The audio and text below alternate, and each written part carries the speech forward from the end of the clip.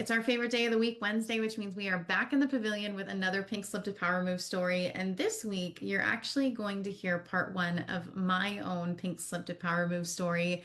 If you're not already following or subscribed, you're going to want to do so you don't miss part two. This is part one from laid off to leadership. This pink slips the stars,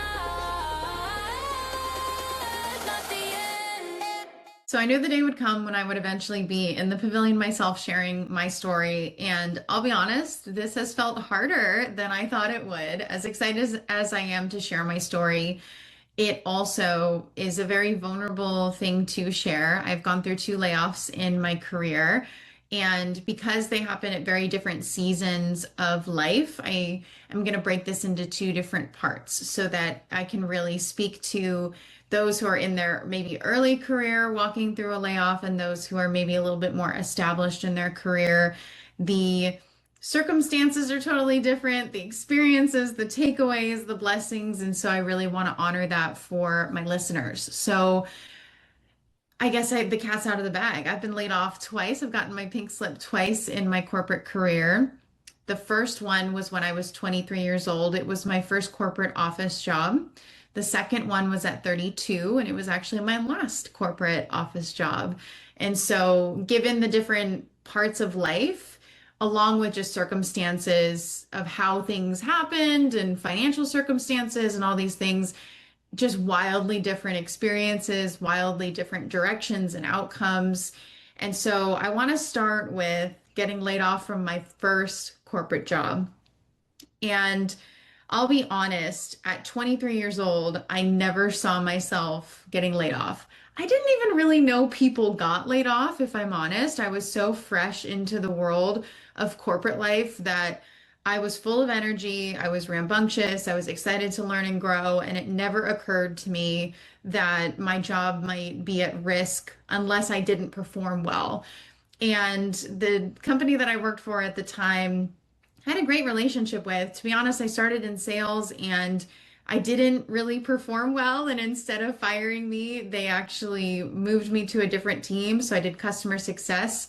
And eventually the HR director lost her right hand person and asked me if I would take that person's place. And that was fun for me. That was the beginning of HR for me. I learned a ton. Between her and I, we ran the office and I got my feet wet with recruiting and HR in general and made some incredible friends. I felt like I was constantly growing. It was a marketing agency, so it was very fun and very energetic environment as a 23-year-old.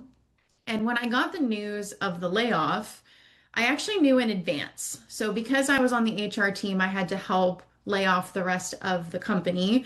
We were closing the office here in Oregon, and so everybody needed to be laid off, with the exception of those that were moving to California to maintain working for the company. And so I had the unfortunate privilege of cutting the checks, of giving the news with my HR director. That was an interesting experience in itself, but I also knew that my day was coming because of that. Because if you don't have an office here, you don't need an HR assistant. And so I kind of had, if I remember correctly, 30 days notice. I mean, I had to liquidate the office and help shut everything down and sell things and ship things to California. And so I stayed on as long as my HR director would keep me to just help her get all of these things done. She was a gem and really made the experience as good as it could be, all things considered. Financially, I was not in the place to lose my job. I had come from the service industry, and so I did have that to fall back on. During my layoff, I took on serving and bartending shifts for an old employer to just kind of help pay the bills because the bills didn't stop. But what really made the experience less stressful for me was my leadership. My director at the time really was an incredible mentor to me. She invested in me. She gave me a recommendation for my next position and ultimately was the reason that I stepped into my first leadership role. And so, Beth, if you ever listen to this episode, I just want you to know how big of an impact you made on my life so early in my career. And I didn't know yet how rare your kindness and your leadership was.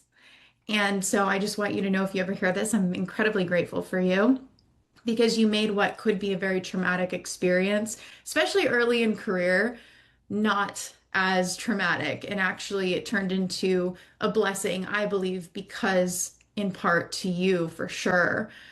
And so that was the kind of the time of life that I was in. That those were the circumstances. Financially, obviously, it was very stressful. Like I said, I took on bartending shifts and serving shifts to make ends meet. But I also all of a sudden had this time. And if you live in the Pacific Northwest, you know that the summer is revered. The sun is not out all year for us. And so it was summertime, and I had the privilege of having time to actually get out into nature and spend time with my friends. And it was a different time as well. So I'm 34 now. So this was 11 years ago. The job market looked different. It took me about 6 to 8 weeks to start my next position. I know that's not the market that we're living in now for a lot of people. So I didn't really have this long period of time of I don't know if I'm going to get a job or I don't know when I'm going to get my next job necessarily. But I had this deep stress of I need one as quickly as possible because I was living paycheck to paycheck and I really couldn't go without work. My unemployment was not even close to my bills.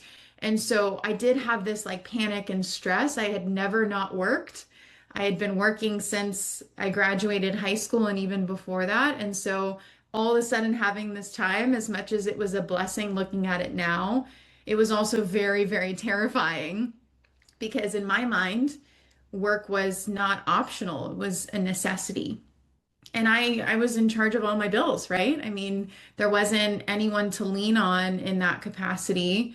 And so what happened from there is I ended up stepping into my first leadership role.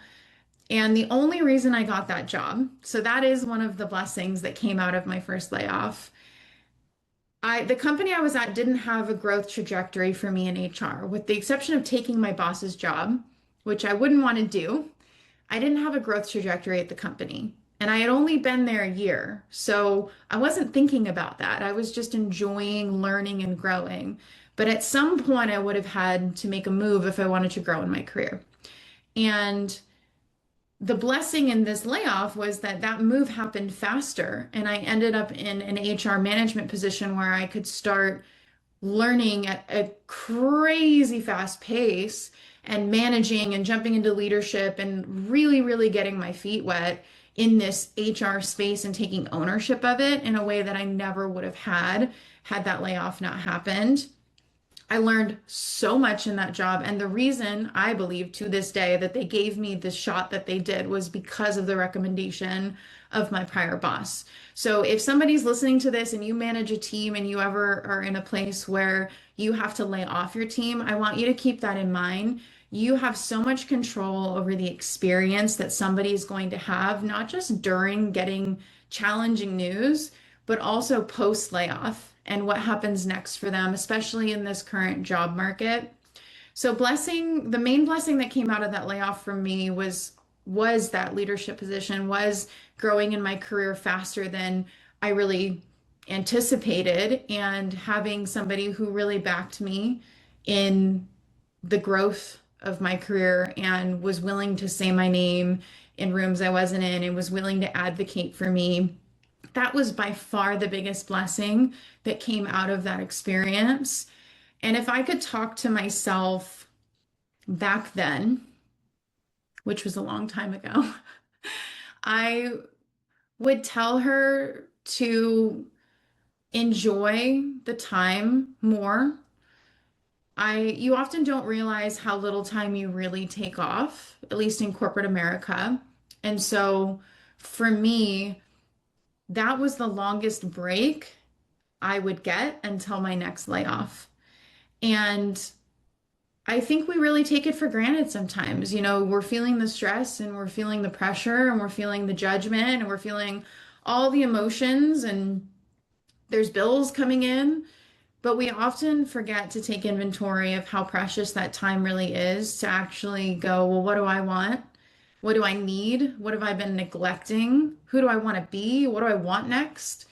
And also just get to enjoy our communities and enjoy the spaces that we live in. I mean, nature is such a blessing, sunshine is such a blessing, and we spend so many hours of the day sitting inside working and not getting to experience it. So if I could talk to that version of myself, I would say, number one, enjoy the time more.